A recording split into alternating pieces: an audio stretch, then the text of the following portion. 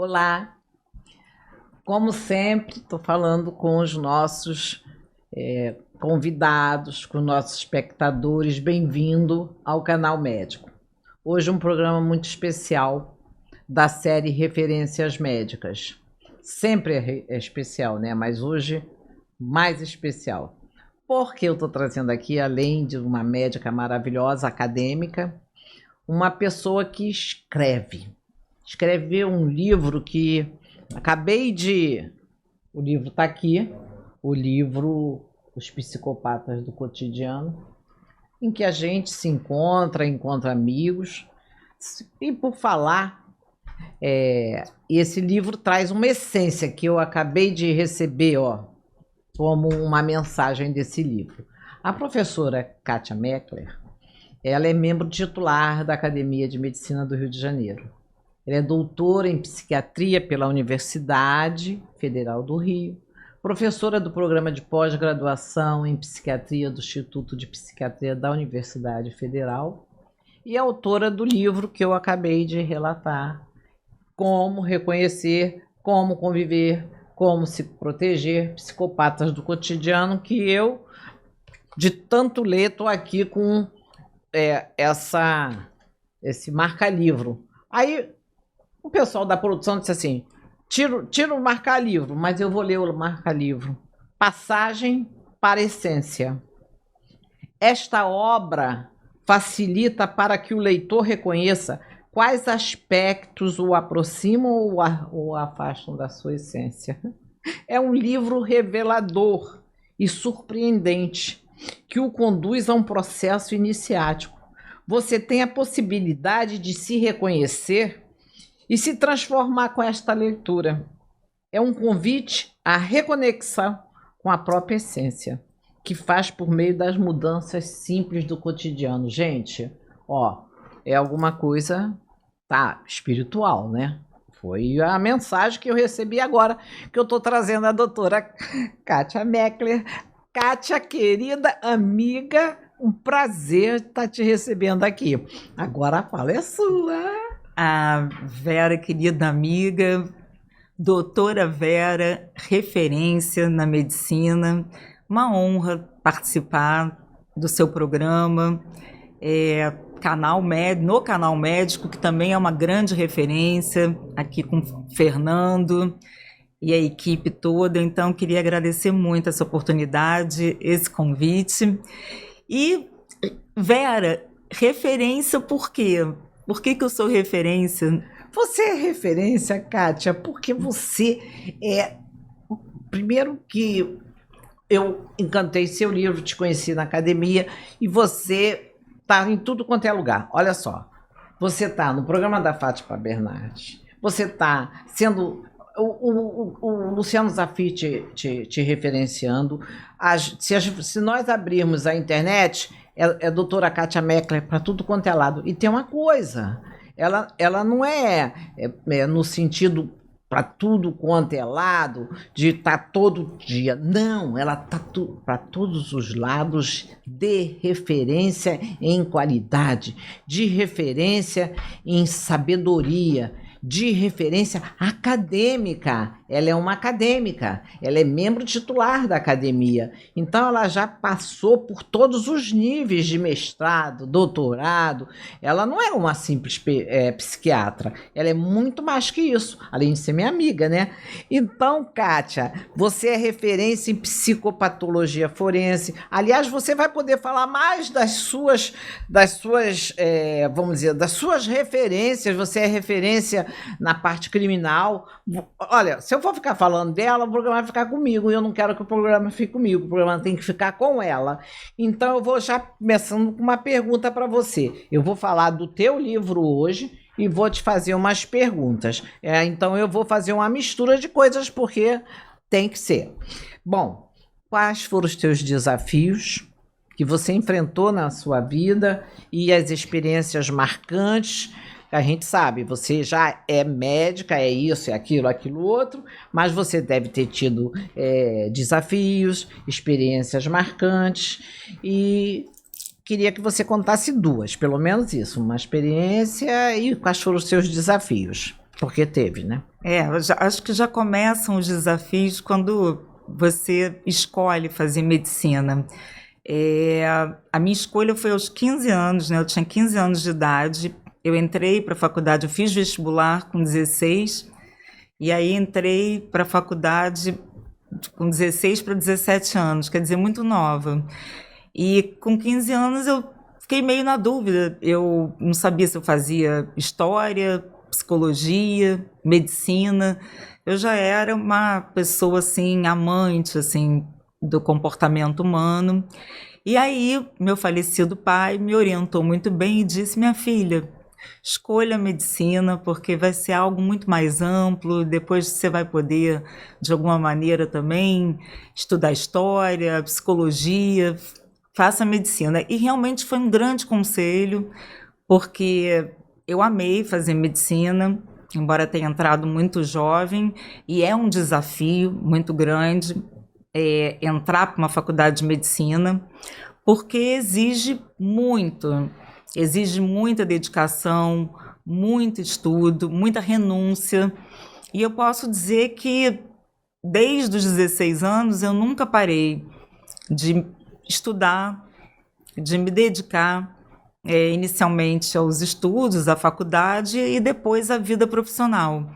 Então, finalmente, quando eu me formei, eu fiz a minha residência médica em psiquiatria, no IPUB, né, no Instituto de Psiquiatria da UFRJ, e também foi uma experiência muito significativa, né, a residência foi muito interessante, e depois eu entrei também para a área da psiquiatria forense, porque eu fiz um concurso para perita legista psiquiatra do Instituto Médico Legal, Afrânio Peixoto. Eu entrei em 1990. Esse é um concurso que acontece de 20 em 20 anos. E até então nem tinha ensino de psiquiatria forense formal no país. E aí, quando eu entrei, foi quando eu conheci também o professor Miguel Chalub, que para mim foi um grande mestre. Ele é falecido, mas é uma pessoa assim, que eu tenho uma gratidão imensa.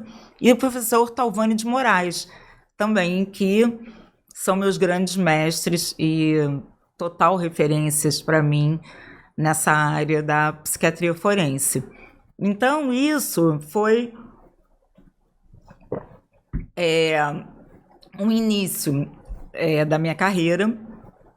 E, como psiquiatra forense, eu tive muitos desafios. Primeiro, eu entrei muito jovem, né, para o Instituto Médico Legal, em 1992. Eu não tinha disciplina de psiquiatria forense, não tinha nada. A psiquiatria forense ela era passada meio que do perito mais antigo para o perito mais novo. Então, a gente não tinha muito onde se apoiar. E eu comecei a ver casos de pessoas que cometeram, né? Porque toda a minha prática em psiquiatria forense foi psiquiatria forense em âmbito criminal. Então, pessoas que cometeram crimes, e aí a justiça, né, o judiciário, né, quer saber se a pessoa cometeu aquele crime em razão de uma doença mental, se a época do crime ela tinha capacidade de entender o que ela estava fazendo, de se determinar também, né? Se ela sabia, enfim, isso é chamado da responsabilidade penal. É um dos trabalhos que a gente tem na psiquiatria forense. Só que assim, ainda não tinha apoio nessa época de disciplina, de nada, e comecei a atender, no caso, fazer perícia de pessoas, muitos tinham cometido crimes graves, e uma avaliação pericial, muitas vezes, é determinante para uma sentença judicial, embora o juiz ele possa recusar o laudo pericial. O juiz não está adstrito necessariamente ao laudo. E aí, por conta disso, eu também fiz o meu mestrado já em área de psiquiatria forense, e aí trabalhei com um tema também que foi um tema que até enfim, tudo que gerou foi muito frutífero. Eu ganhei até um prêmio da Associação Brasileira de Psiquiatria em 1997, da minha dissertação de mestrado, orientada pelo meu brilhante professor Talvânia de Moraes. Também fui muito ajudada pelo professor Miguel Chalub, sobre periculosidade criminal, porque eu procurava entender, à época, que critérios os peritos utilizavam para dizer que havia sido cessada a periculosidade de uma pessoa internada num, então, hospital de custódia e tratamento psiquiátrico. Porque a pessoa, quando ela é considerada inimputável, o juiz, ele decreta, digamos assim, na sentença dele, a pessoa não vai sofrer pena, ela sofre a medida de segurança, né, que é ou ambulatorial ou em regime de internação hospitalar. Mas a pessoa fica nessa medida de segurança até que seja cessada a periculosidade dela, porque presume-se que uma pessoa, quando ela é considerada inimputável, ela é também perigosa. Então, ela só sai de uma instituição como essa quando há cessação da periculosidade. E aí eu tentei entender esses critérios, examinei, à época, laudos periciais, também entrevistei os peritos e estabeleci lá uma série de critérios, mas, para minha surpresa, eu achava assim que era a gravidade da doença, a gravidade do crime que ia determinar que alguém tivesse cessado a sua periculosidade ou não. Mas o fator mais relevante ali era se a pessoa era muito esse padrão que era escrito nos laudos, apoio sociofamiliar. Basicamente, quem tinha família saía dessas instituições. Quem não tinha família nunca mais saía. Eu examinei, logo quando eu comecei, que eu fui perita também do Instituto de Perícias Heitor Carrilho, que é onde hoje todas as perícias psiquiátrico-forenses criminais do Estado são realizadas.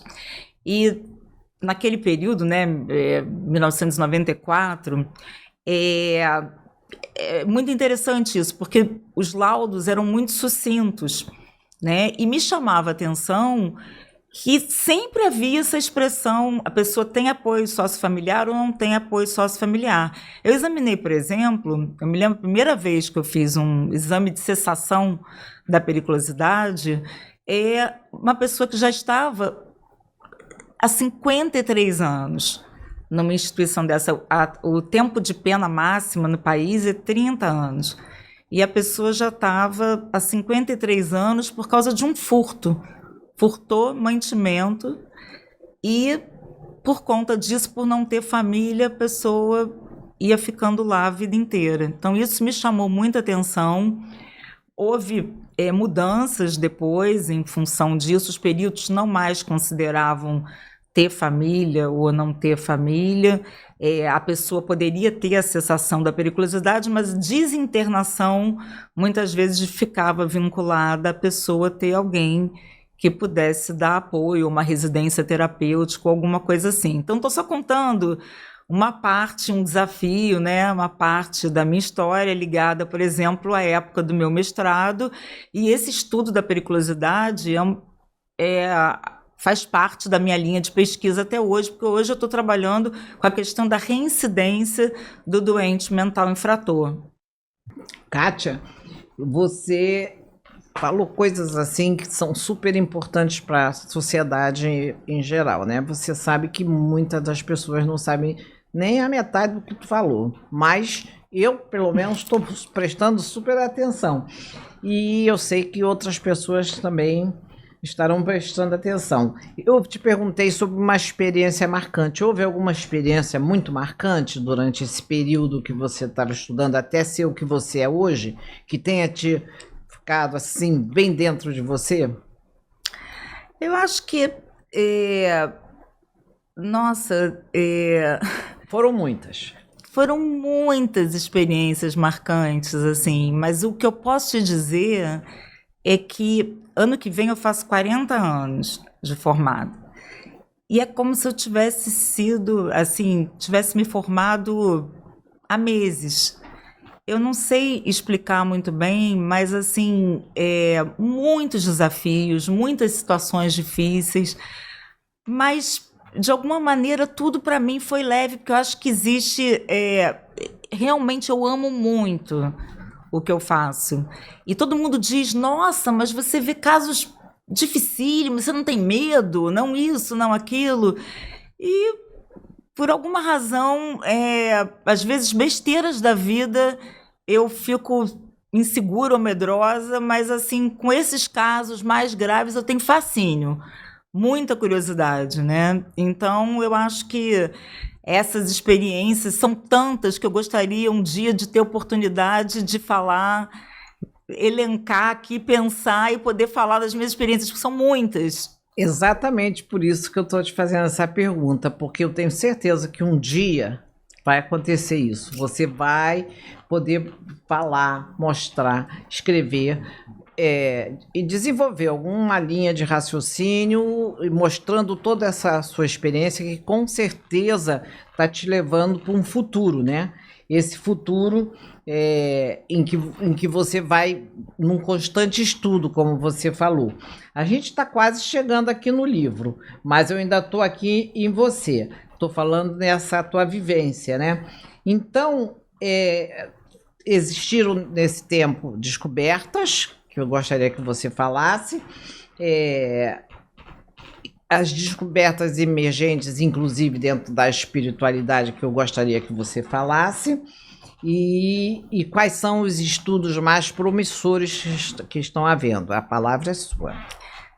Bom, muita coisa, né? Eu acho que aconteceu aí. Bom, se eu pensar, eu me formei em 1986. O que a gente percebe hoje, eu acho, é um grande avanço da psiquiatria, mas principalmente, eu diria, numa perspectiva que é a que me interessa mais, holística, né? Porque a gente tem um avanço muito grande na parte, digamos assim, na vertente mais biológica da psiquiatria. A gente tem hoje neurociência, inclusive a inteligência artificial. A gente tem, assim, um progresso tecnológico muito grande, e a psiquiatria também certamente está se beneficiando desses avanços todos. Mas a gente tem algo também que é a expansão dentro da vertente também psicológica e social. Então, acho que tem muita coisa em área de assistência psicoterápica, trabalhos que estão sendo feitos de forma psicossocial, quer dizer, pessoas não precisam mais, isso talvez seja a experiência mais marcante da minha carreira, que foi pela primeira vez entrar num manicômio judiciário, porque eu me formei na Universidade Federal Fluminense e a gente não tinha um hospital psiquiátrico para frequentar. Então, um professor que teve muita influência na época, chamado Fernando Nasser, levava a gente, porque ele trabalhava no manicômio judiciário em Bangu, Roberto Medeiros, e ele levava a gente para aprender psiquiatria lá. Imagina, eu tinha, sei lá, nessa época, 20 anos de idade, e me chamou muita atenção essas estruturas totalmente precárias, medievais, verdadeiros assim calabouços, assim, que pessoas com problemas mentais sérios que precisavam ser tratadas. As instituições, na verdade, a previsão era de tratamento, mas elas só estavam ali segregadas da sociedade, e aquilo ali me chocou muito. E eu acho que toda a minha trajetória profissional ela está ligada à investigação. Será que essas pessoas precisam ficar trancafiadas realmente? Será que elas é que são um perigo para a sociedade? Em pesquisa recente que eu coordenei com o professor de Direito César Augusto Rodrigues da Costa, desembargador de Justiça também. Nós já publicamos na Revista Brasileira de Direito Penal, da IBCRIM. A gente mostra que de 2000 a 2013, todos os egressos de hospital de custódia e tratamento psiquiátrico no Rio de Janeiro, a gente mostra que o percentual é muito baixo, de 7%. Se você pensar na população de apenados, que é em torno de 70%, essa população de pessoas que reincide é baixa. Então, os doentes mentais, mesmo os que cometem crimes, não são necessariamente perigosos. Muito mais perigosos são, muitas vezes, pessoas sem doenças mentais, ou até aí que entra muito no meu tema dos psicopatas também. Isso aí, que nós vamos estar daqui a pouco falando. Então, eu já estou aqui chegando, olha só como que a gente está chegando num ponto. Como você vê que a tua especialidade, que essa especialidade, a psiquiatria forense, pode ajudar as políticas de saúde pública e a sociedade em geral, numa visão sua também, vamos dizer assim, não digo holística, porque não é doença, mas uma visão social, uma visão de cidadã. Quer dizer, você começou a falar da observação de que nem todos, mas como que poderia a saúde pública estar envolvida numa melhor condição e que isso para a população em geral, antes da gente entrar no livro, seria importante você estar falando.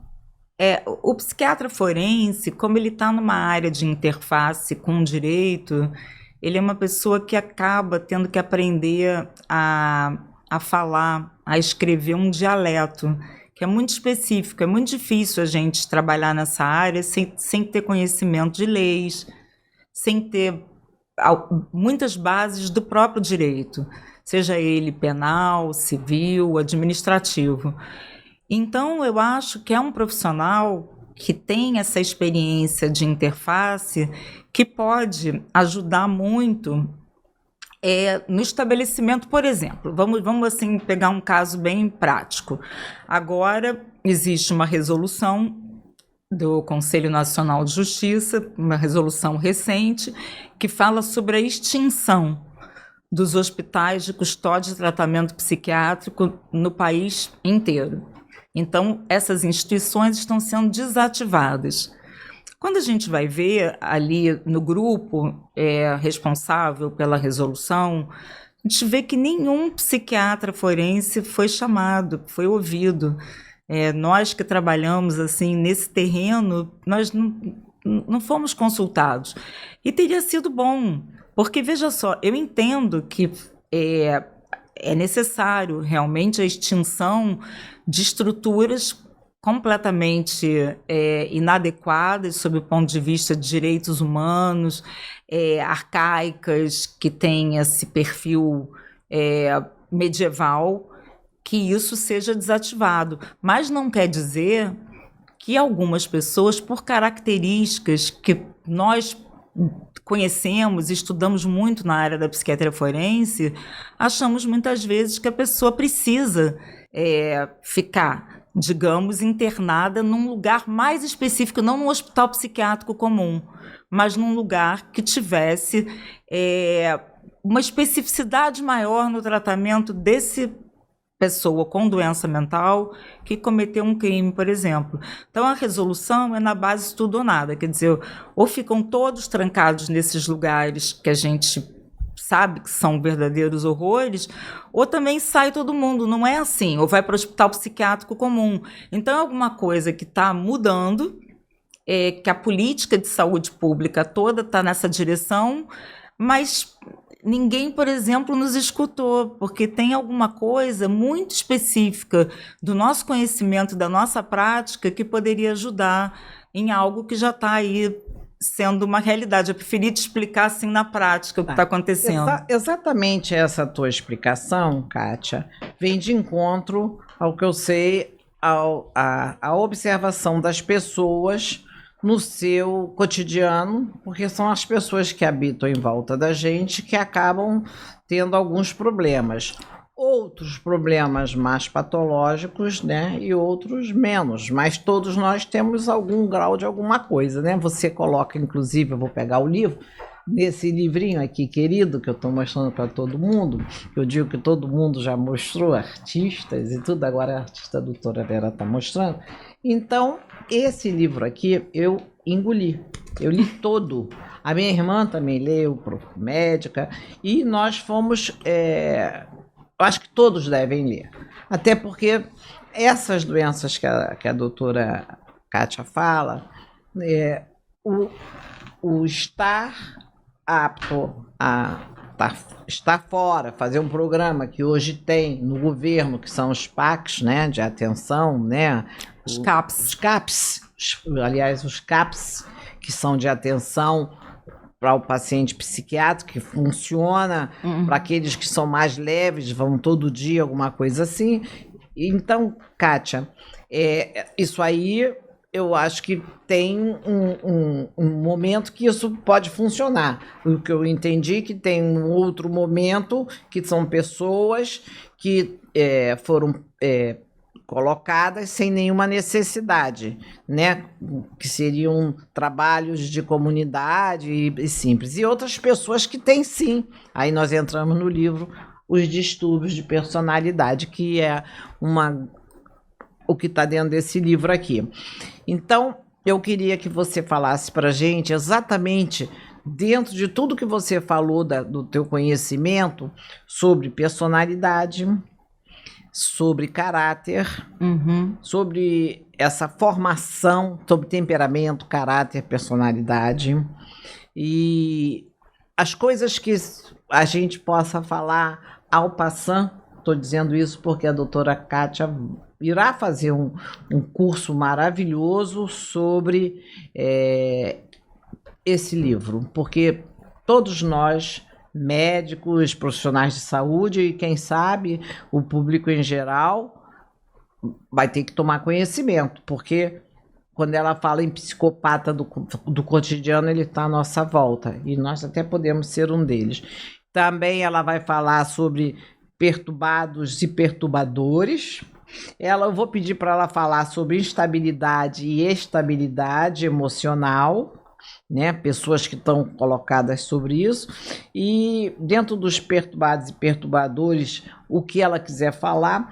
E os grupos das doenças propriamente dito, né, mais colocadas, como o esquizofrênico, o esquizoide, que talvez seja uma derivação não tanto, né?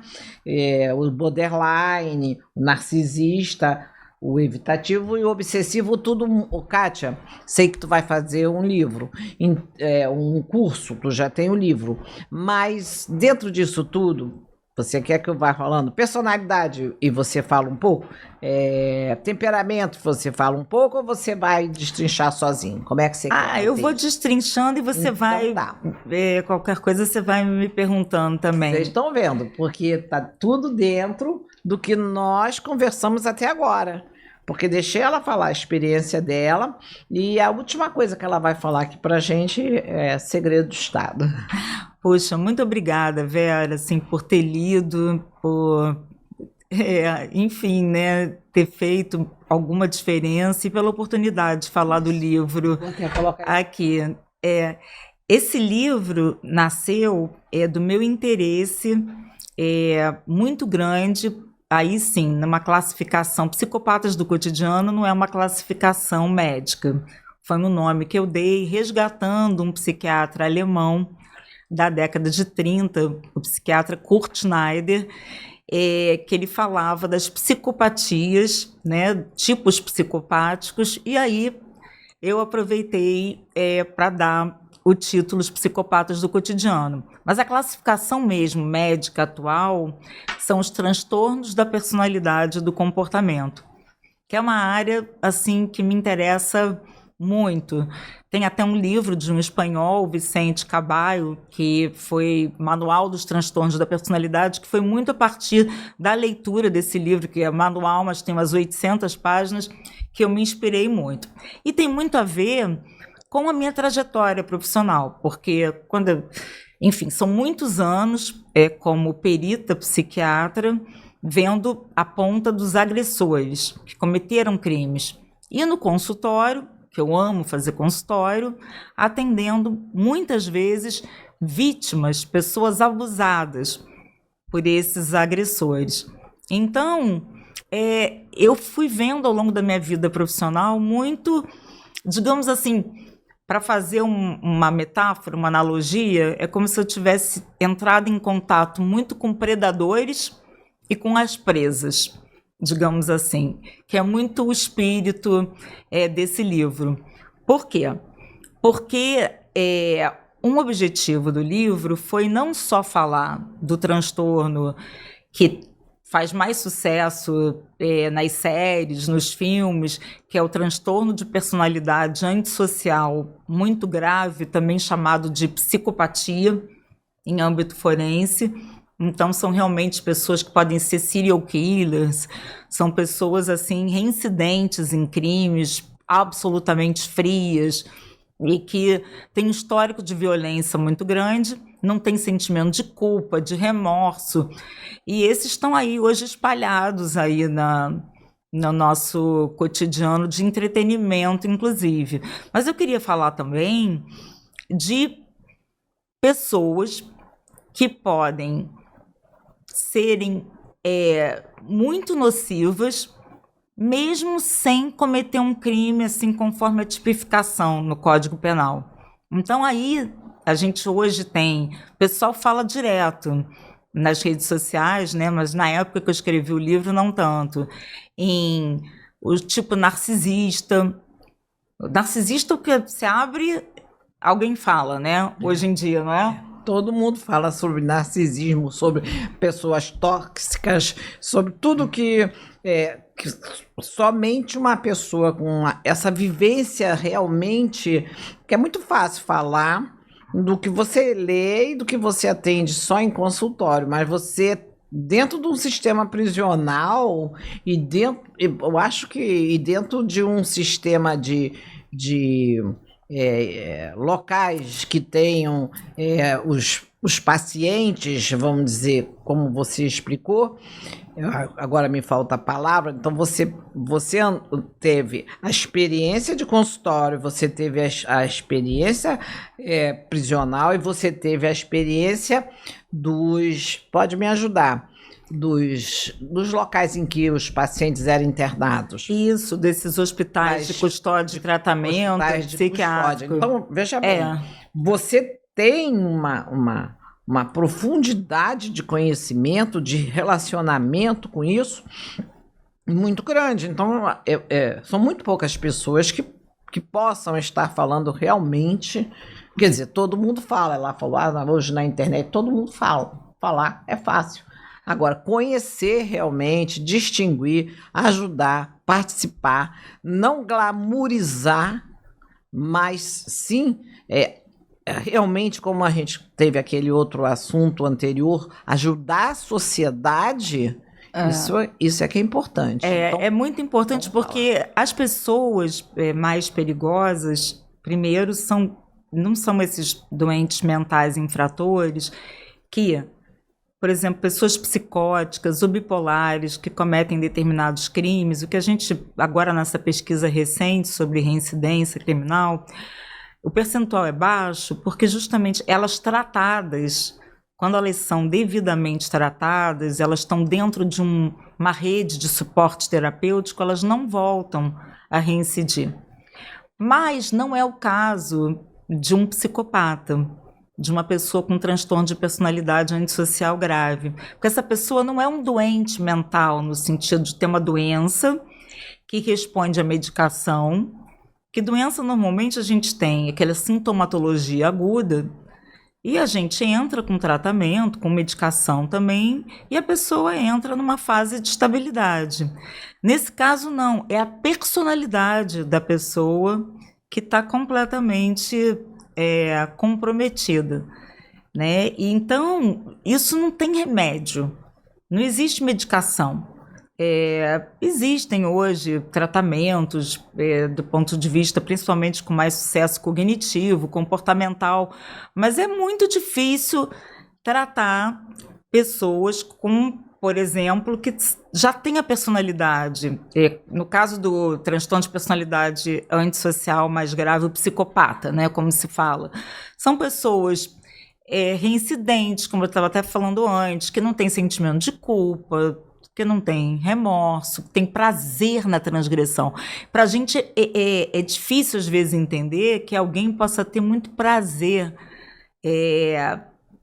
em ver uma outra pessoa sofrer, em tirar vantagem da outra pessoa, mas isso tudo acontece.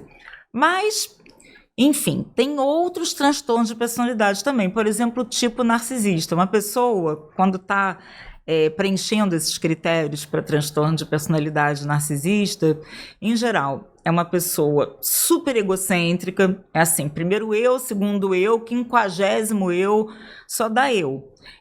Então, a pessoa que tem relação utilitária com as pessoas, eu digo que são homicidas da autoestima alheia, porque para a pessoa se sentir no topo, ela precisa desqualificar o outro permanentemente. Né? Então, são pessoas que podem ser muito nocivas, abusadoras. E aí a gente vê muito caso de assédio moral, muitas vezes assédio sexual, a gente vê N casos de violência doméstica, de abuso, nesses contextos, quando existe uma personalidade muito narcisista. Às vezes tudo se junta, a pessoa tem traços de personalidade antissocial, traços de personalidade narcisista e por aí vai. Um outro transtorno muito conhecido também é o borderline. Aí tem a ver com estabilidade e instabilidade. Uma pessoa, em geral, com esse transtorno, borderline, ou emocionalmente instável, tem emocionalmente instável, o tipo impulsivo também. São pessoas que são uma montanha-russa emocional.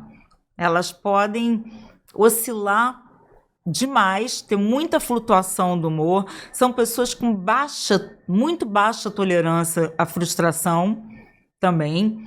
E simplesmente com uma distorção também da sua identidade, muitas vezes da sua imagem corporal. A gente vê tanto caso hoje em dia na adolescência, né, de pessoas se automutilando, por exemplo. Agora, é muito importante dizer o seguinte, num corte transversal, a gente não pode conhecer alguém e dizer, esse aí é psicopata, esse aí tem transtorno de personalidade.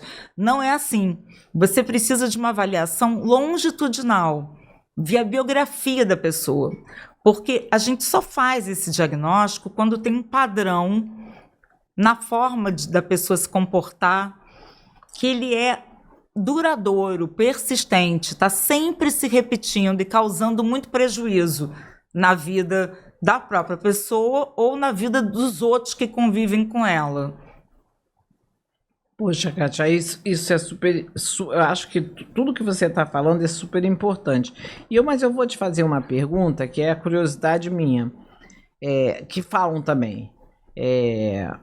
Você fala em psicopatia e a sociedade quando fica doente, vamos dizer, comunidades e tudo mais que a gente vê, todo esse processo que está acontecendo, vamos dizer, no nosso país. Sociopatia. Isso realmente existe do meio, está influenciando, porque ou a personalidade traz outros componentes que vai transformar isso. Excelente, doutora Vera, a pergunta, porque isso vai na parte que eu mais gosto do livro, que você me perguntou também, né? É bom que você está retomando as perguntas. A questão de temperamento, caráter e personalidade. Porque a gente... a questão, por exemplo, do temperamento, né? Personalidade a gente entende como somatório do temperamento e do caráter. Mas aí, de uma maneira bem resumida, porque aí no curso a gente vai poder esmiuçar isso tudo. O temperamento tem a ver com o que a gente carrega, o que vem de fábrica, numa certa disposição emocional, né? Então não tem um bebê que é igual a um outro bebê. Tem características na forma de reagir emocionalmente que já são diferentes de pessoa para pessoa desde o nascimento.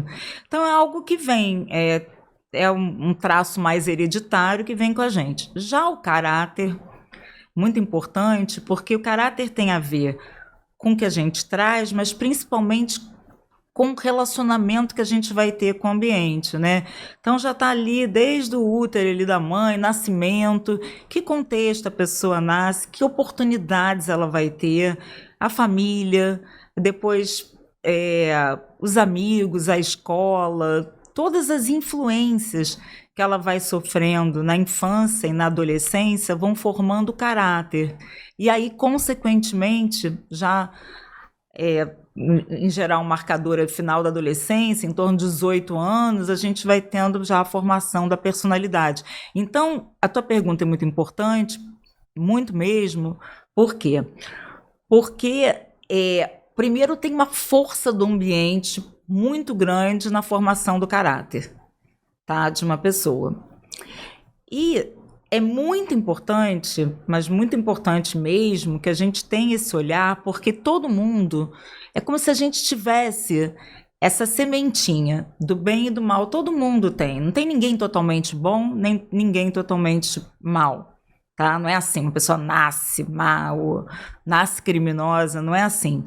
Mas o ambiente da gente, aí vai ter um papel muito importante, os educadores, bom, a família nem se fala também, pode apertar o ambiente, os bons botões, digamos assim, e fazer florescer o que tem de melhor daquela pessoa, ou apertar os botões que vai favorecer o que tem de pior de uma pessoa. Então, quando uma sociedade ela é muito permissiva e passa, a gente vê em redes sociais, eu acho muito incrível, tem pessoas que dizem, já jovens, eu quero ser influencer, eu quero ser famoso, eu quero ter isso, eu quero ter aquilo. Quer dizer, uma sociedade que fica muito centrada no ter, muito mais do que no ser, ela vai estar estimulando, muitas vezes, esses maus botões na formação do caráter da pessoa, que é diferente de uma sociedade quando o ambiente está estimulando valores que têm a ver com ser. E aí você vai ver muito estímulo, muitas vezes, à arte, ao esporte. Uma das vertentes do caráter também, quando a gente tem um caráter mais maduro, é a possibilidade não só da gente estabelecer metas e poder, de alguma maneira, estabelecer planos, né? Mas também a gente poder viver em comunidade, a questão da empatia, da solidariedade e também saber que nós somos um eu, temos nós aqui, nós duas, o pessoal, os outros, a nossa comunidade, mas também tem a gente em relação ao todo. Aí tem um planeta, tem a natureza. A pessoa não necessariamente tem que acreditar em Deus, mas ela tem que acreditar em algo maior. Não é que acreditar, é de preferência sentir. Sentir que nós somos muito pequenos diante desse todo. Então, tudo isso tem a ver com espiritualidade também, e tem a ver com a minha própria trajetória, que nos últimos 20 anos, hoje eu me vejo uma pessoa muito mais espiritualizada, e eu acho que quando eu digo mais espiritualizada, eu digo, felizmente, mais intuitiva, e essa intuição me ajuda muito a trabalhar, a compreender, né, a atuar de maneira benéfica também para os pacientes. Tem uma vertente atual, né, dentro da medicina da espiritualidade, que antes, quando a gente estudou, realmente era só ciência, né?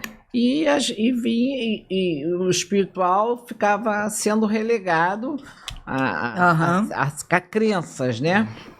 Hoje a gente tem um estudo já da espiritualidade como se fosse um dom, alguma coisa que a gente traga, né? Que a gente já traz de uma percepção a quem cientificamente coloquem isso de outra forma e aos que cientificamente coloquem de outra forma. Então é amplo o assunto, né?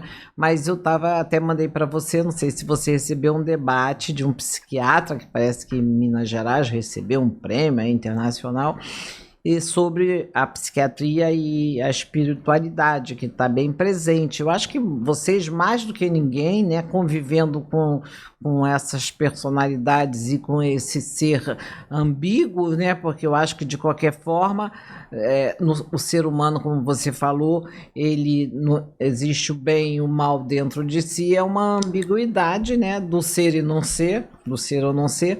Então, já vem, né, da época antiga, já vem da época, talvez bem no Renascimento, e depois shakespeariano já vem colocando isso mais firme, né?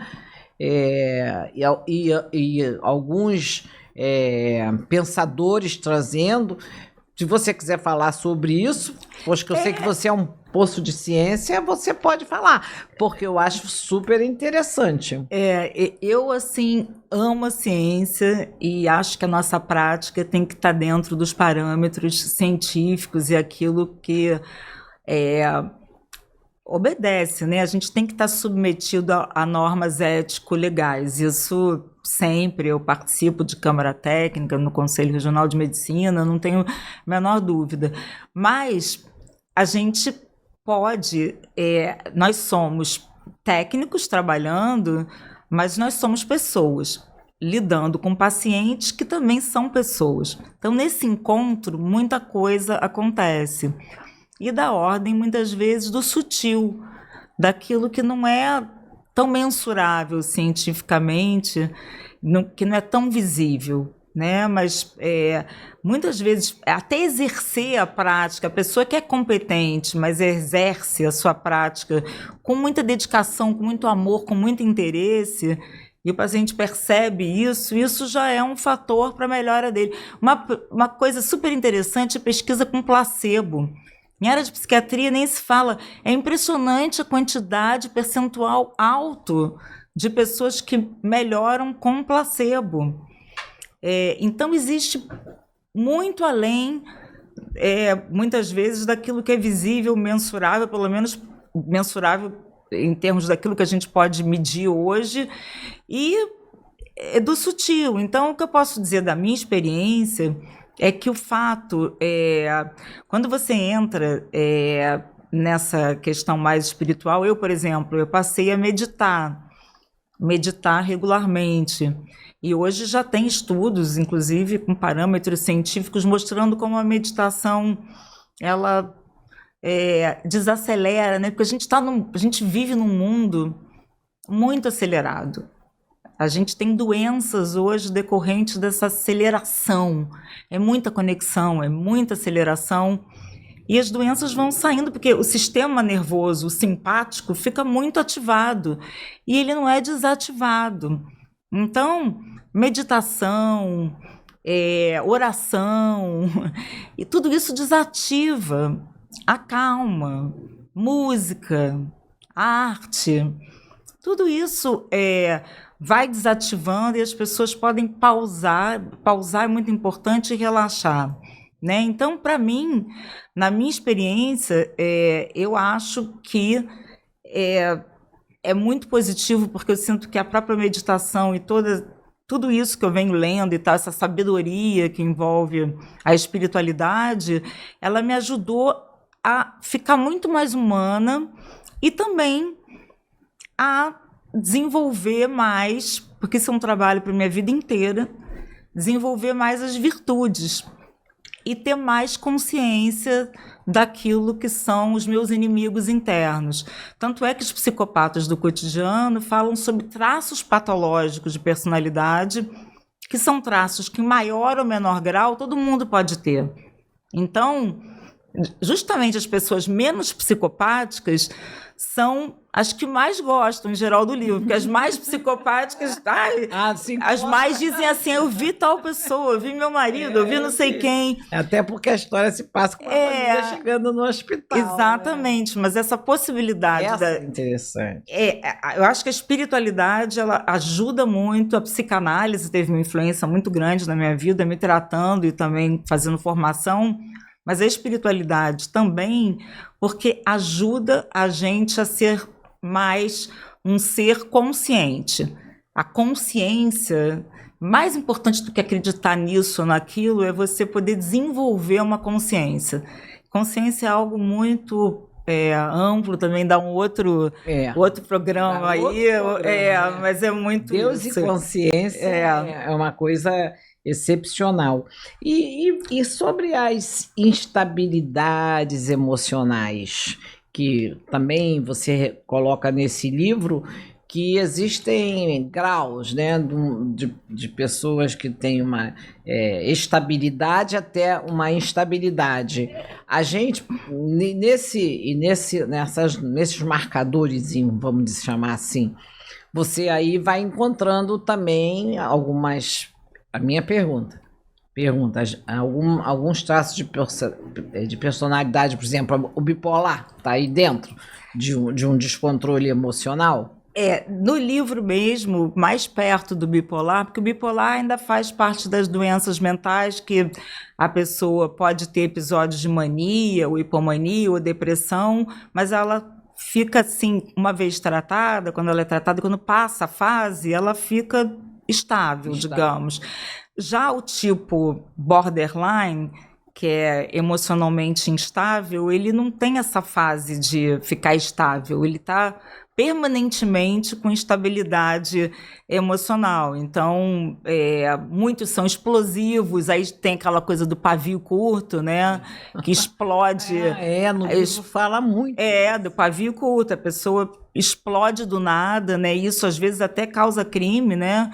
Uma vez examinei uma pessoa que estava no trânsito, aí o motorista da frente fez alguma coisa que a pessoa ali parada não gostou, ele foi com o extintor de incêndio e foi lá para atacar na cabeça do outro. Quer dizer, depois foi constatado até que ele tinha um transtorno de personalidade do tipo impulsivo, também emocionalmente instável.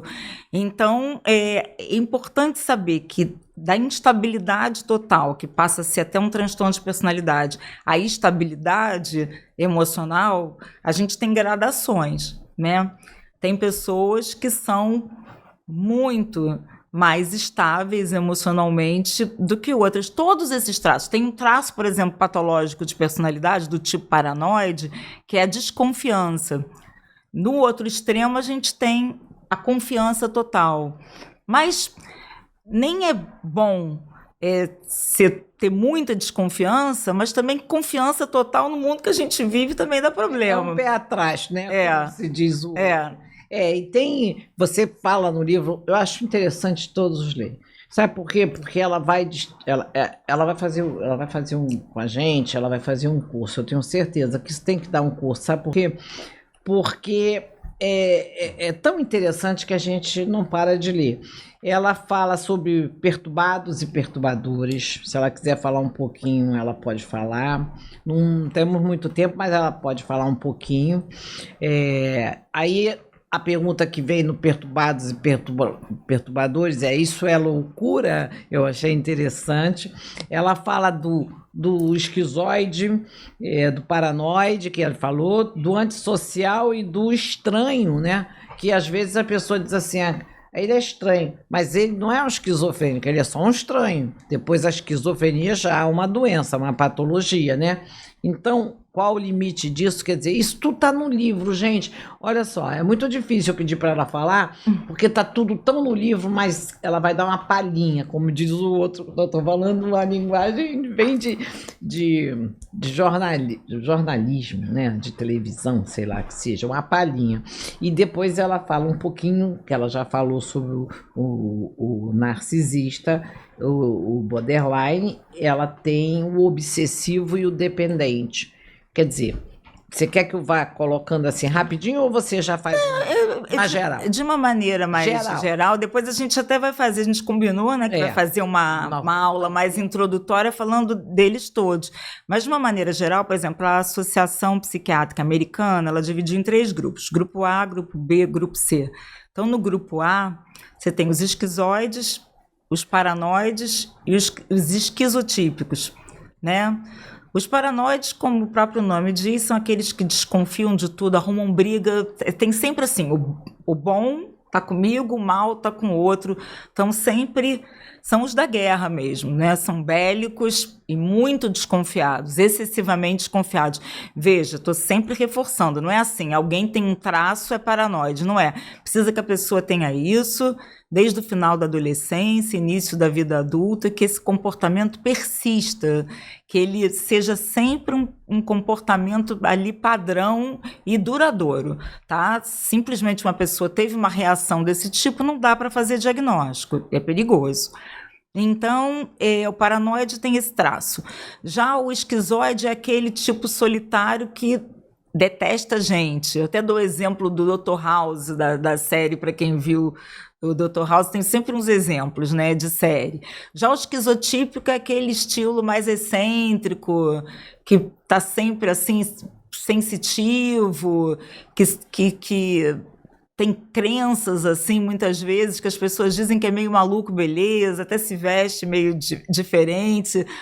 Veja só, isso eu estou só passando rapidinho, não quero ficar superficial, né? Esse rapidinho está sendo ótimo, passando pela frente de pessoas. Passando.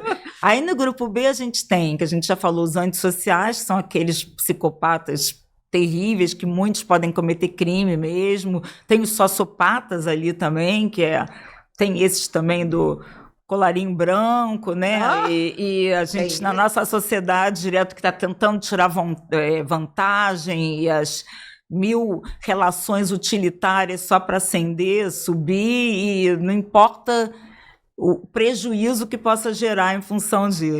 De repente, a Assembleia Legislativa, o Poder Executivo, o Poder... Então, a gente tem aí uma sociedade que está danada nisso mesmo. Aí tem o tipo narcisista, que eu falei anteriormente, né? Os super egocêntricos que primeiro eu, segundo eu, e você que está comigo não vale nada, por aí vai, homicidas da autoestima alheia.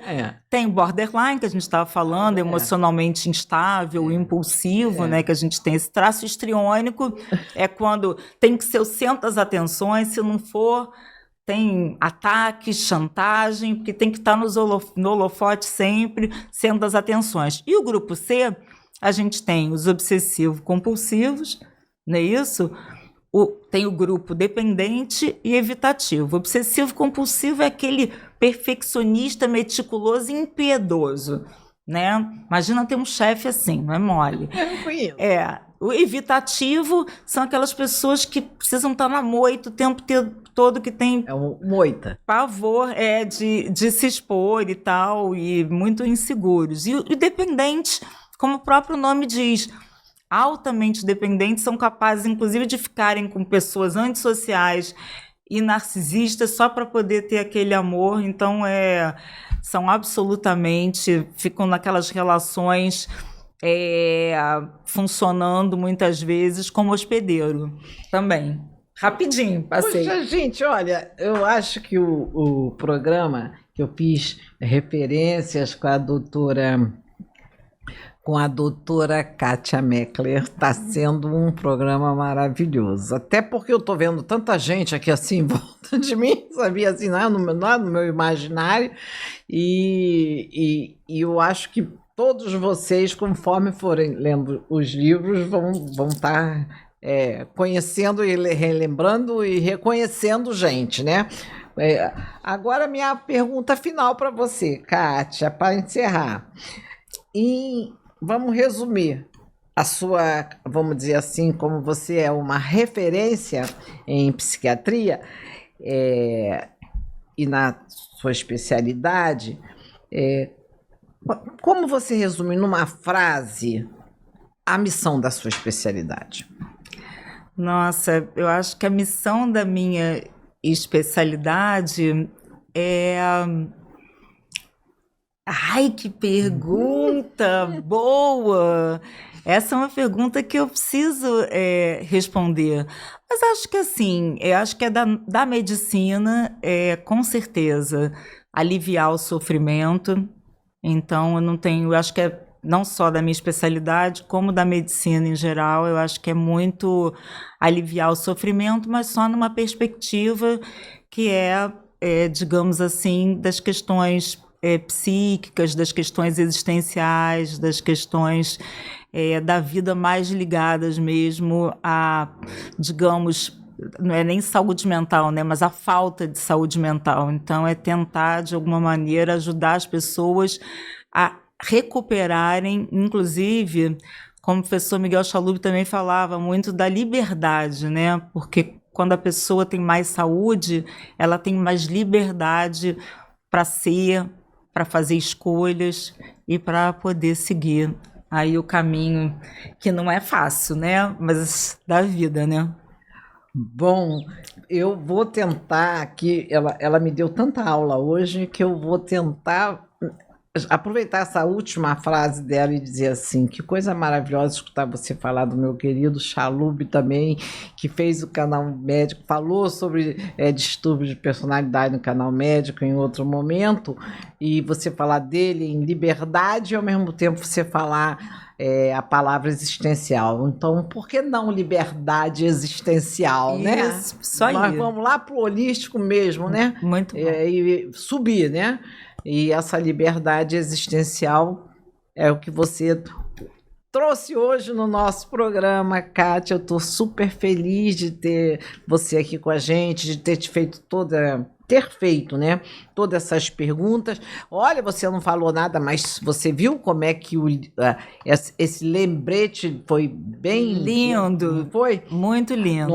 Tô te falando que acontece comigo algumas coisas. Não, muito, assim, muito lindo, muito lindo. Passagem para a essência, não é? Muito lindo, muita gratidão, viu, Vera? Foi um grande prazer e uma honra participar dessa conversa. Espero que tenham outras aí pela frente, e o nosso curso, né? Vamos fazer. Nós vamos, o próximo passo do Canal Médico é fazer um curso maravilhoso com a doutora Kátia Meckler. Não vai ser 1, 2, 3, vamos fazer quantos cursos for necessário para a gente ajudar a nossa, não só a população, mas também a todo o círculo, né, que habita médicos, a área de saúde, a área de direito, enfim, a psicologia. E esse é o nosso sentimento do Canal Médico, é chegar até vocês com uma linguagem acessível e ter saúde para todos. Que o nosso lema é justamente esse, um grupo a serviço da saúde, e ela faz parte do nosso grupo de saúde, e eu agradeço a vocês também que fazem parte, porque vocês vão passando, não deixem, eu tenho aprendido cada vez mais, devia ter falado no início, mas para todo mundo ativar o sininho, porque o sininho é que parece que, eu sempre pergunto que parece que eu me lembro, tocando o sininho você parece que recebe, agora você tem que dar o like, o dislike, para poder o tal do algoritmo entender, né? Comentar. É curtir. Dá sua curtida. Dá sua curtida. E comentar, às vezes eu tenho comentário que dizem até que eu falo demais, mas tudo bem, falo mesmo. Bom, gente, um beijo para vocês e até o próximo grande professor, o próximo grande referência, que eu até já tenho um na cabeça também, já para trazer para vocês agora. E não esqueça, doutora Kátia Meckler é especial. Obrigada.